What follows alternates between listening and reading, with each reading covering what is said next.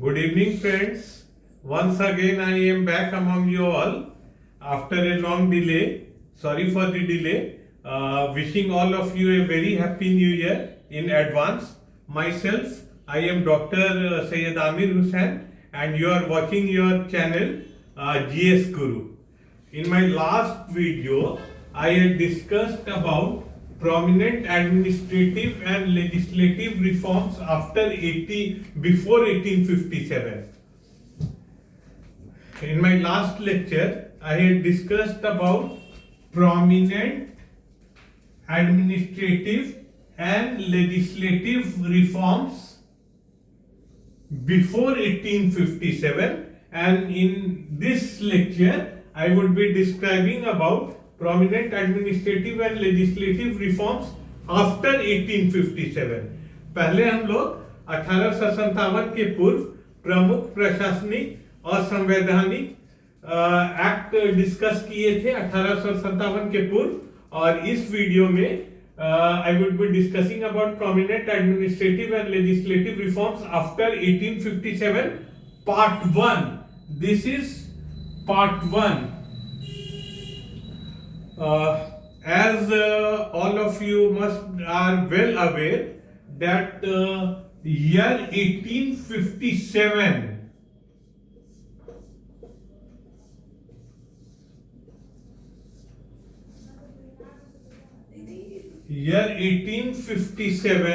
was a landmark year in the history of India because of its various consequences, just like the revolt of 1857. So, year 1857 was a landmark year in the history of India, जो हम लोग कह सकते हैं कि 1857 वर्ष 1857 एक इतिहास का प्रमुख साल माना जाता है, क्योंकि इसी में बहुत सारी घटनाएं घटी, जैसे रिवोल्ट ऑफ 1857 1857 का प्रथम संग्राम, which is also known as the first war of Indian independence by the Indian historians, whereas the British historian simply call it as a Sepoy mutiny.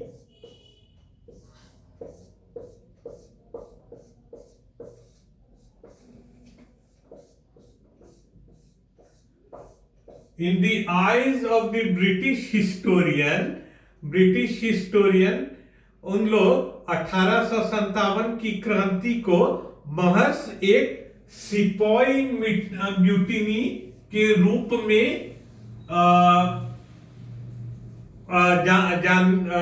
प्रचारित करते थे, और जबकि भारतीय इतिहासकारों के द्वारा 1857 का विद्रोह, जिसको भारतीय इतिहासकार first war of Indian independence मानते हैं, first war of Indian independence. Famous Indian historians they call it as the revolt. They call 1857 revolt as the first war of Indian independence, whereas the British historian they simply call it as a Sepoy mutiny. मतलब सिपाही का विद्रोह की संज्ञा उन लोगों के द्वारा दी गई थी, जबकि भारतीय इतिहासकार के द्वारा इसको first war of Indian independence के नाम से भी जानते हैं, जिसको हम लोग हिंदी में प्रथम स्वतंत्रता संग्राम की लड़ाई भी जानते हैं.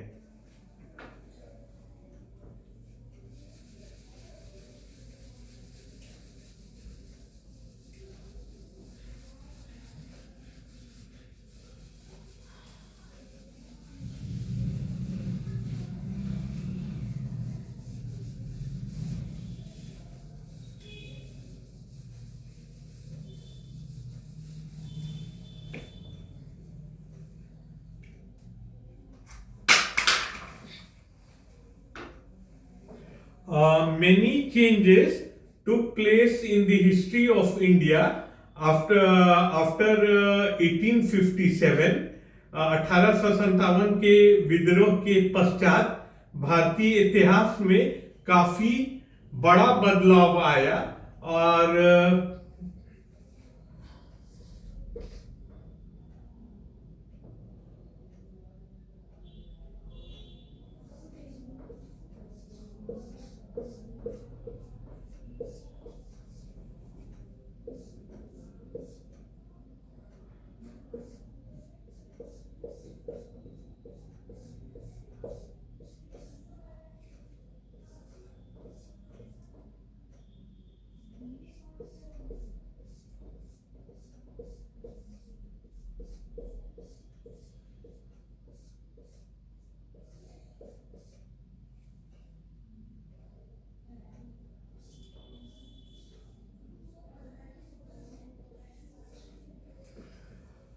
prominent administrative and legislative reforms after 1857 was the Government of India Act 1858.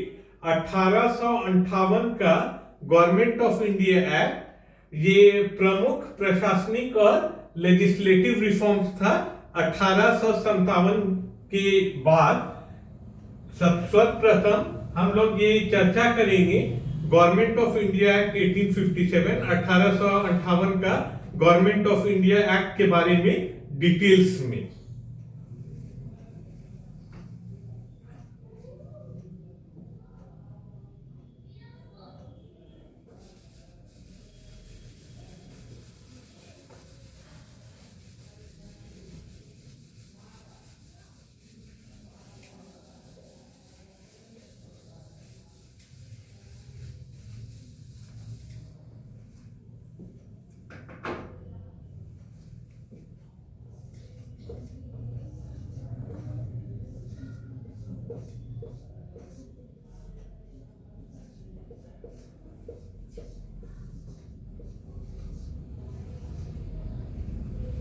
जिसको यहाँ पर हम लोग शॉर्ट फॉर्म में GOI लिख रहे हैं, जिसका तात्पर्य है गवर्नमेंट ऑफ इंडिया एक्ट 1858।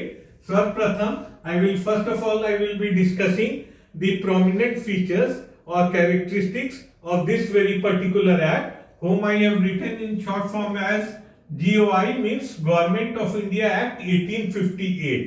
ये जो 1858 का पहला गवर्नमेंट ऑफ इंडिया एक्ट था, उसकी प्रमुख विशेषताएं क्या थी उसके बारे में यहां हम विस्तार से चर्चा करेंगे। I would be discussing here about the prominent features और the characteristics of the government of India act of 1858।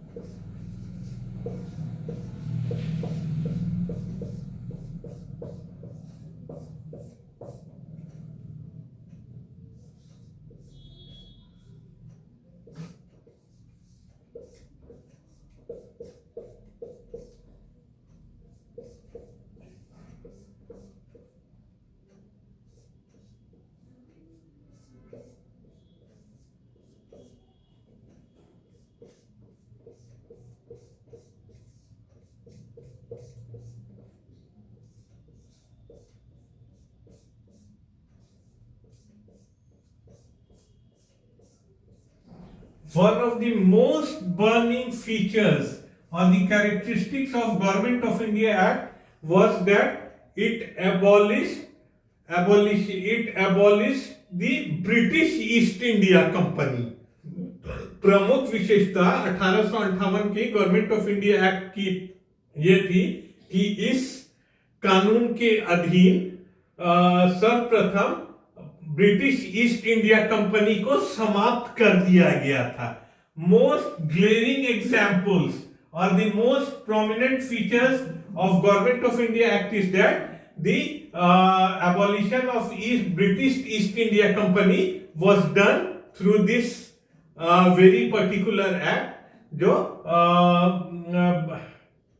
British East India company को सर्वप्रथम इस कानून के तहत खत्म कर दिया गया था, जिसको हम लोग कह सकते हैं कि 1858 का जो गवर्नमेंट ऑफ इंडिया एक्ट था उसका ये सबसे बड़ा फीचर्स था या कैरेक्टरिस्टिक्स था कि East India Company was abolished by this very particular act whom we known as the Government of India Act.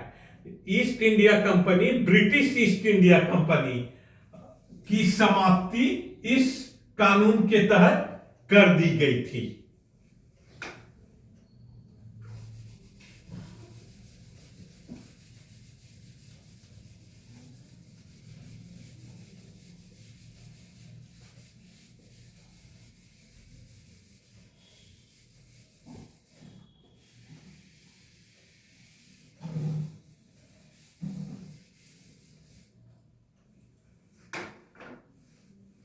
Other most glaring features or the characteristics of this Government of India Act is that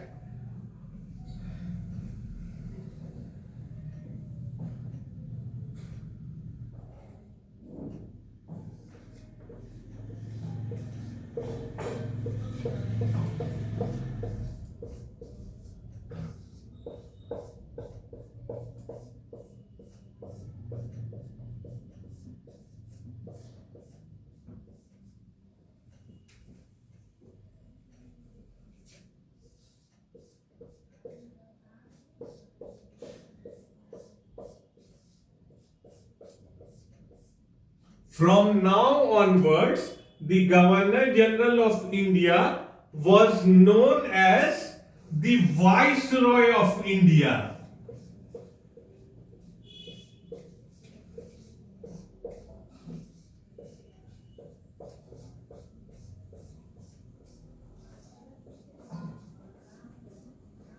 The designation or the nomenclature of Governor General was changed by this very particular act, Government of India Act 1858, and from now onwards 1858 के पश्चात governor general को नए नाम से, governor general of India को नए नाम से जाना जाता था, जिसको हम लोग वाइस रॉय कहा जाने लगा, viceroy of India.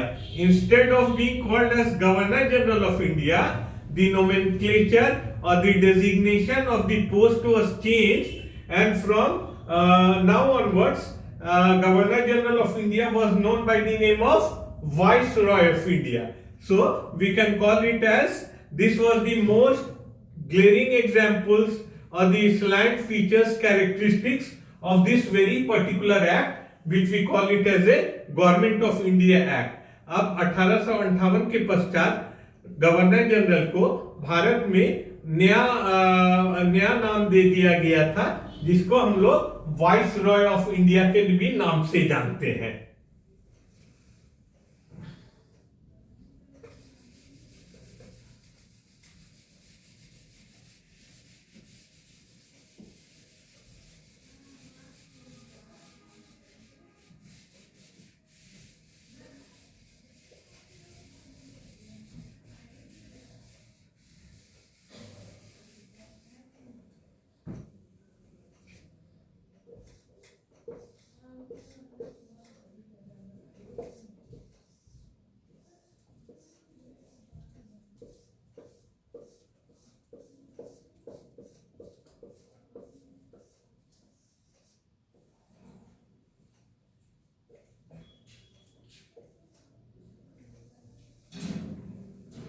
Lord Canning was the first Governor General, Lord Canning was the first Viceroy of India.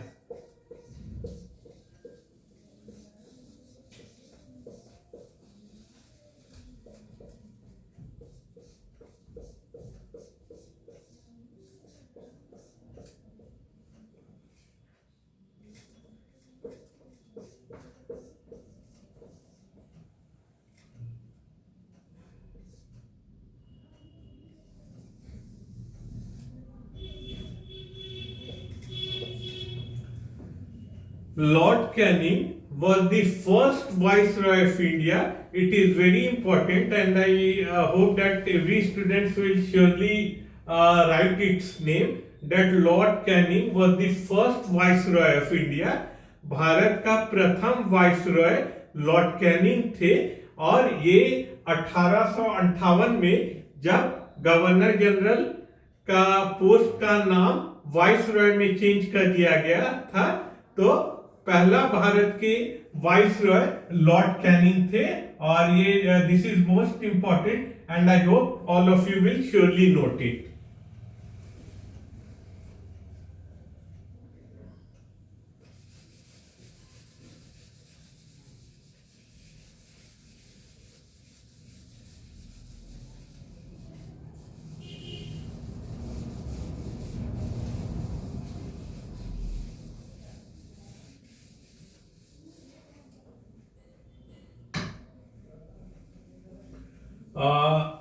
Another feature of this Government of India Act is Government of India Act of 1858 is that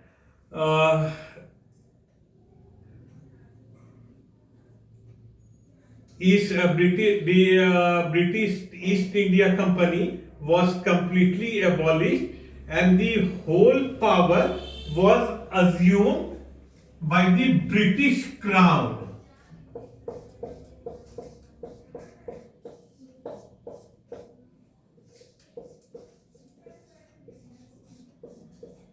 After the abolition of the British East India Company, the supreme power to govern India or to rule India passed in the hand of the British Crown, or the British Crown was from now onwards solely responsible for the administration of India. पूरा power British East India company के खत्म हो जाने के उपरांत सारी power और ताकत ब्रिटिश क्राउन को दी गई थी और ब्रिटिश क्राउन के द्वारा सीधे रूप से भारत पर शासन का अधिकार किया जा रहा था.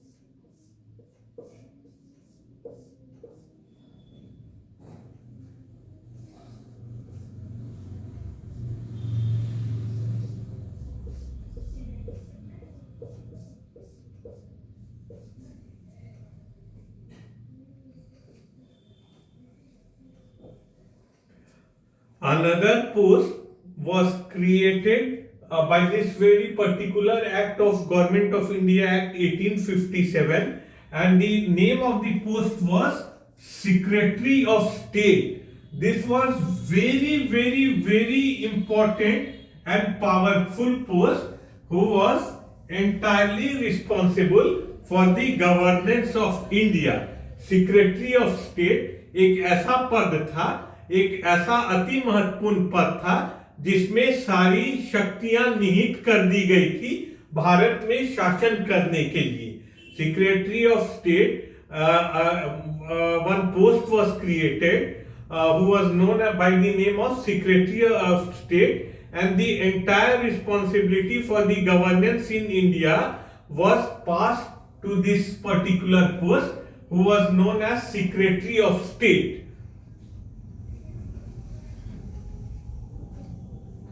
And here I would like to make you one thing very clear is that Secretary of State was directly responsible to the British Parliament.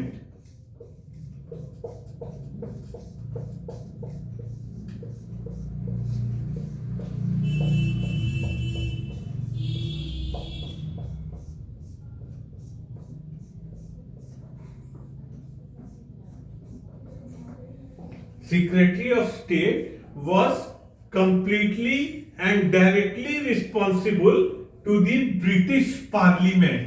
And इसको हम लोग हिंदी में ऐसे भी समझ सकते हैं कि जो सेक्रेटरी ऑफ स्टेट के पद का सृजन किया गया था उसमें भारत में शासन करने के लिए सारी शक्तियां निहित कर दी गई थी और वो secretary of state British parliament अथवा ब्रिटिश संसद के प्रति संपूर्ण रूप से जिम्मेदार और जवाबदेह था. Secretary of state was directly responsible to the British parliament for the governance of India.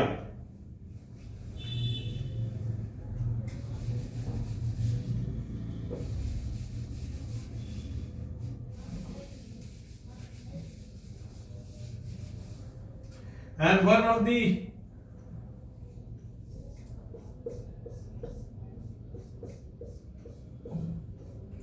one of the most prominent feature of Secretary of State was that he was a member of the British cabinet.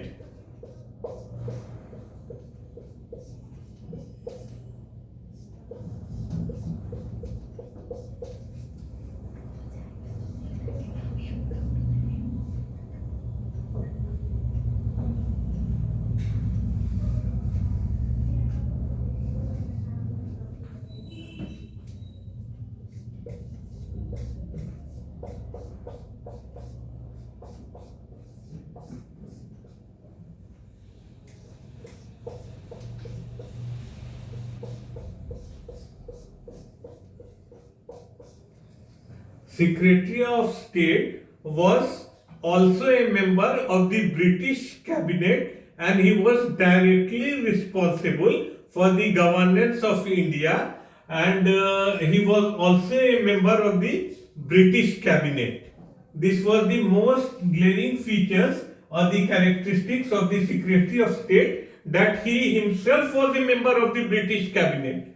उसको British cabinet का वो खुद स्वयं सदस्य था जिसको भारत पे शासन करने के लिए संपूर्ण शक्तियां निहित कर दी गई थी.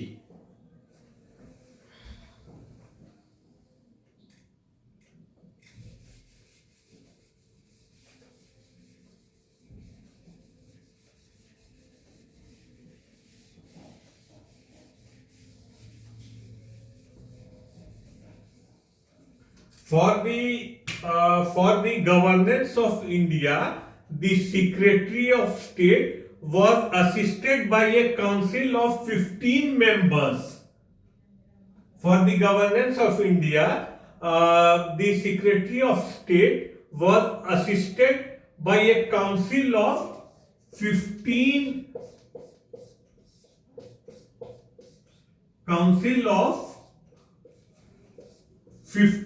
members.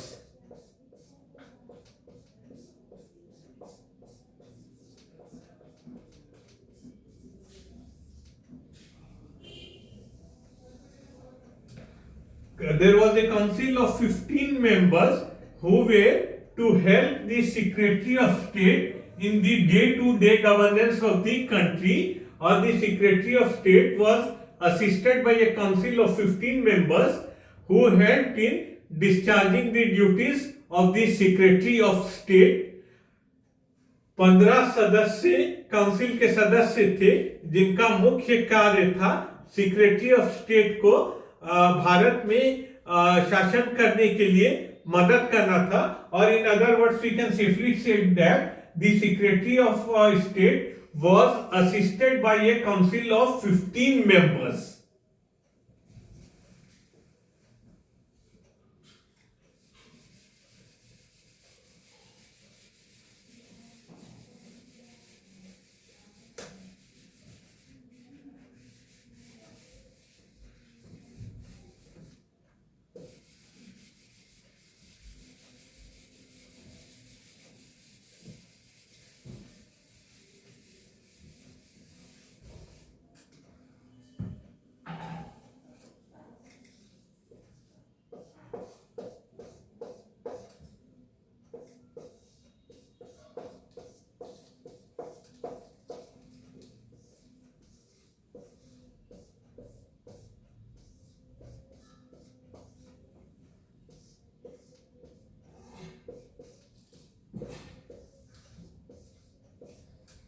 another most important act which came, another most prominent administrative and legislative reforms after 1857 was, first was Government of India Act 1857, and the other was Indian Council Act of 1861. It was the second prominent administrative and legislative reforms after 1857. 1857 के प्रशासनिक सुधार के उपरांत जो another दूसरा कानून, सबसे महत्वपूर्ण कानून था, जिसको हम लोग इंडियन काउंसिल एक्ट 1861 के भी नाम से जानते हैं। अब हम लोग देख लेते हैं कि ये इंडियन काउंसिल एक्ट 1861, इसकी क्या क्या प्रमुख विशेषताएं थी, what was the main important characteristics of this very particular act, whom we call it by the name of Indian Council Act 1861। इसकी मुख्य विशेषता क्या थी, अब हम लोग इसके बारे में चर्चा करेंगे।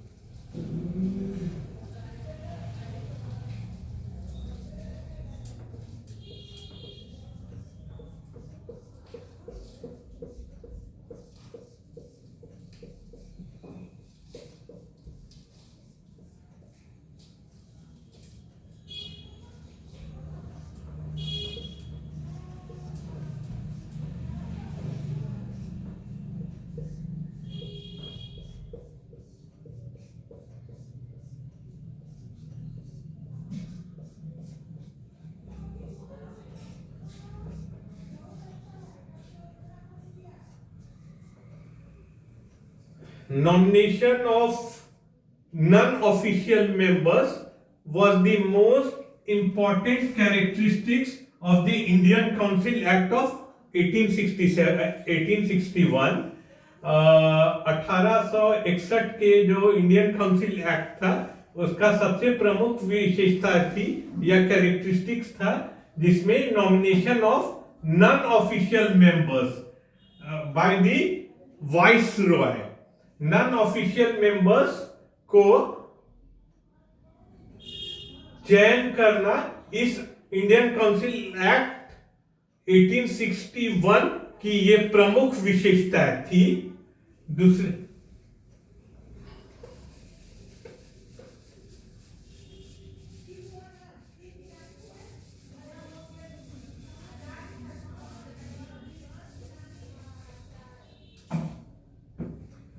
Another most important characteristics of the Indian Council Act 1861 was that the Viceroy got the powers and privilege of issuing ordinances.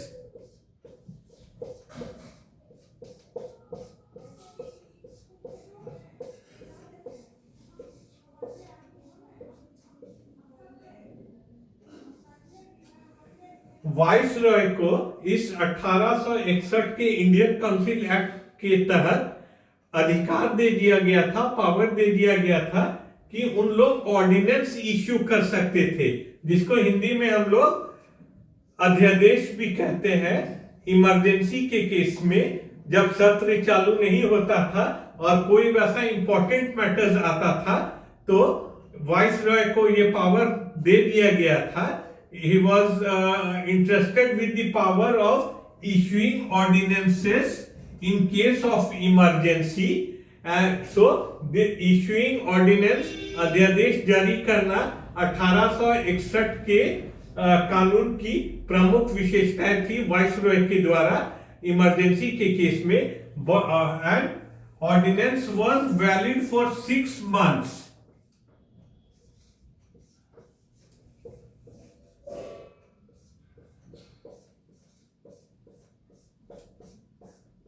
Viceroy के द्वारा जो अध्यादेश जारी किया जाता था, उसकी वैधता 6 महीना तक के लिए रहती थी।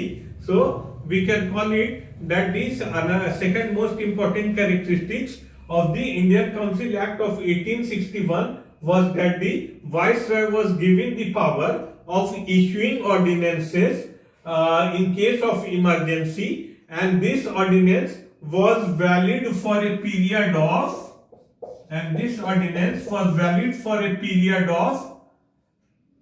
valid for 6 months.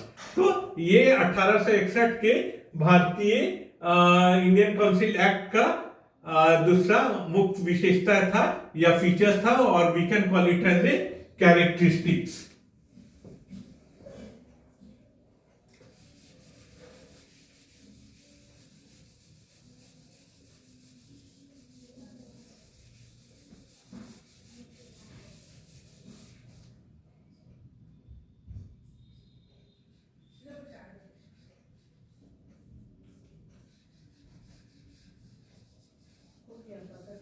Indian Council Act.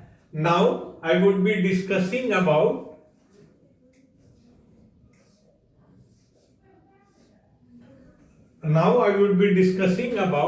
another most important prominent administrative and legislative reforms after 1857. 1857 के उपरांत जो प्रमुख कानून लाया गया था भारत में, तो सर्वप्रथम हम लोग चर्चा किए government of India act 1858, another was Indian council act 1861, and the third was Indian Council Act 1892.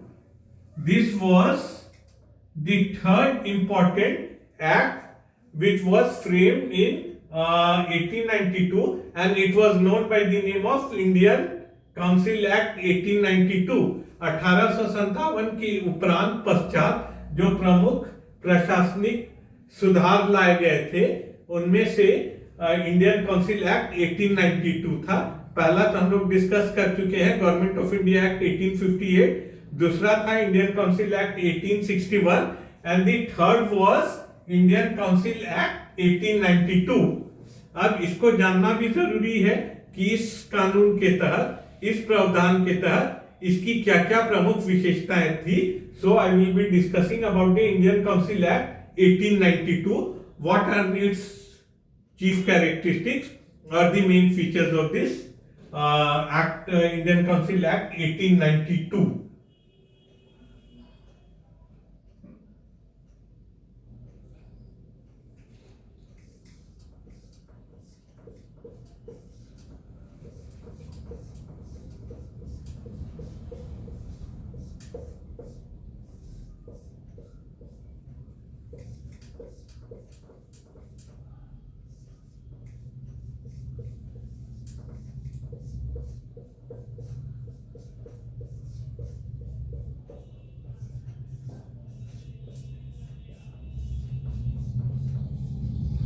Functions of Legislative Council was increased by the Indian Council Act 1892. 1892 के एक्ट के तहत लेजिस्लेटिव काउंसिल का फंक्शंस में वृद्धि कर दी गई थी, और the functions of legislative council act was increased, the function of legislative council was increased by the Indian Council Act 1892. So 1892 का इंडियन काउंसिल एक्ट का ये प्रमुख विशेषता थी कि लेजिस्लेटिव काउंसिल का फंक्शन वर्क में वृद्धि की गई थी, अथवा इसको हम लोग कह सकते हैं कि इसका विस्तार किया गया था.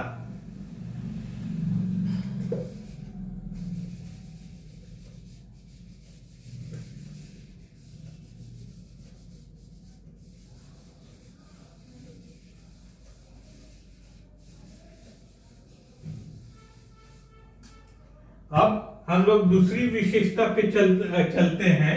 इंडियन काउंसिल एक्ट की दूसरी क्या विशेषता थी? दूसरी विशेषता यह थी कि legislative council vice Roy governor general को बजट के बारे में चर्चा करने की अधिकार दी गई थी.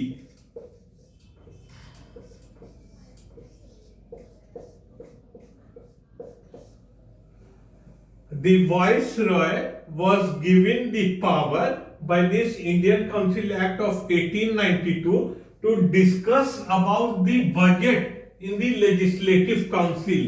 Legislative Council के बजट के बारे में चर्चा करने का प्रावधान इंडियन काउंसिल एक्ट 1892 के तहत किया गया था।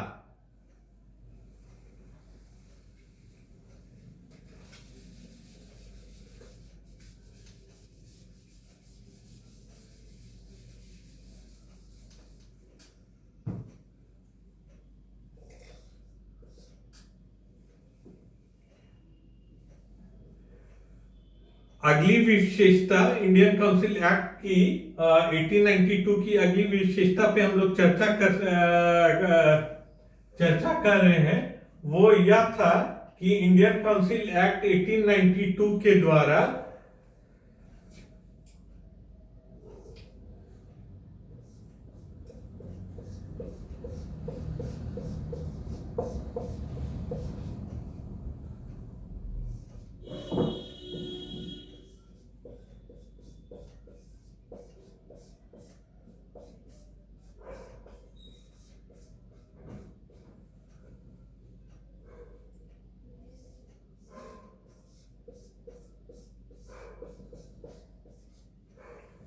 the most important characteristics of the Indian Council Act of 1892 was that the central legislative, the members, non-official members were nominated for Central Legislative Council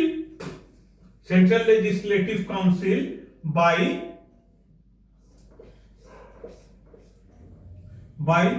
Bengal Chamber of Commerce.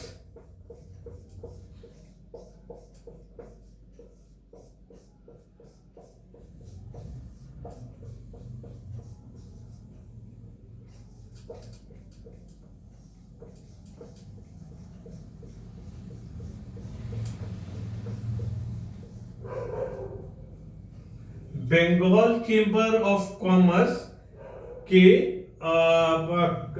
Central legislative council के सदस्य non officials member का चयन Bengal chamber of commerce और provincial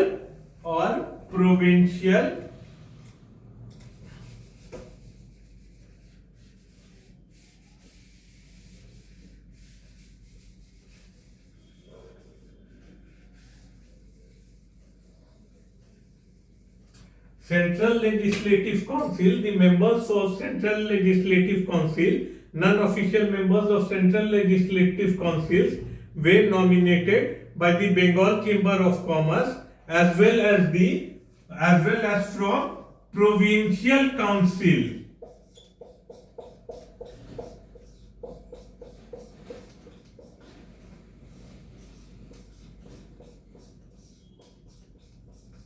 provincial council के द्वारा भी सदस्यों का चयन सेंट्रल लेजिस्लेटिव काउंसिल के लिए किया जाता था।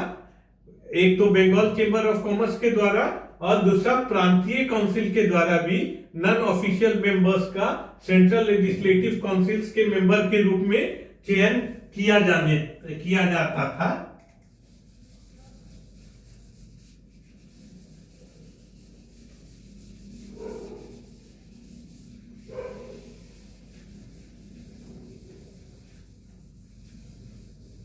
अब यहां पर ये चर्चा करना जरूरी हो जाता है कि प्रोविंशियल काउंसिल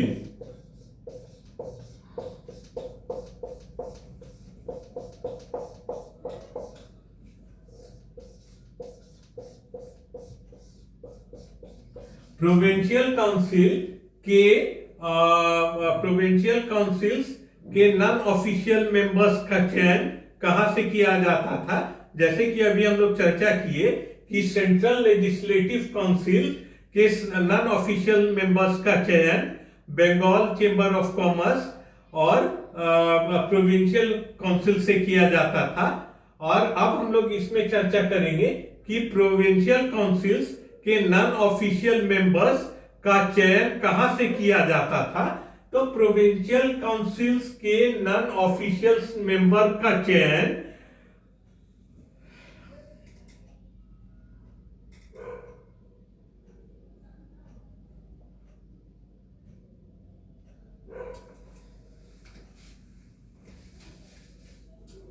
प्रोविंशियल काउंसिल्स के नॉन ऑफिशियल मेंबर्स का चयन नॉमिनेशन डिस्ट्रिक्ट बोर्ड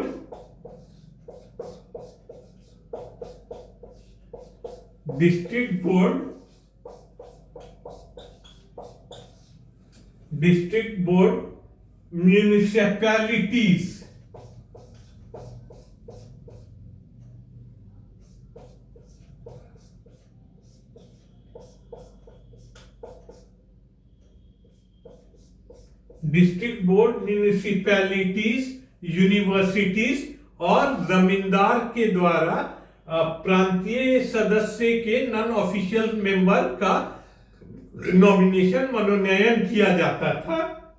जैसे कि सेंट्रल लेजिस्लेटिव काउंसिल्स के non official members they were nominated from the Bengal chambers of commerce as well as the provincial council, whereas the member of provincial councils, they were selected, they were nominated by the district board members, municipalities, university, as well as the local zamindar also.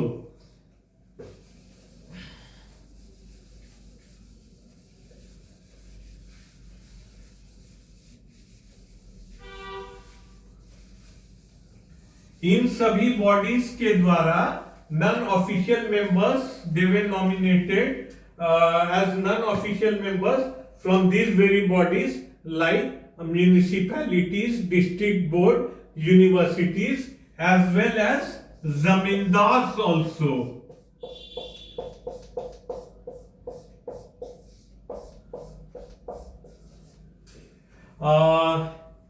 Another most important features of this Indian Council Act was that some famous Indian personalities, they were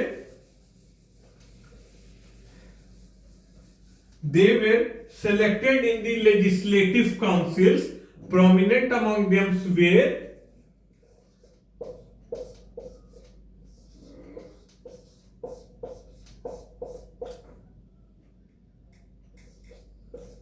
GK Gokhale, जिसको हम लोग गोपाल कृष्ण गोखले के नाम से भी जानते हैं, who was the political guru of Mahatma Gandhi, father of the nation. Gopal Krishna Gokhale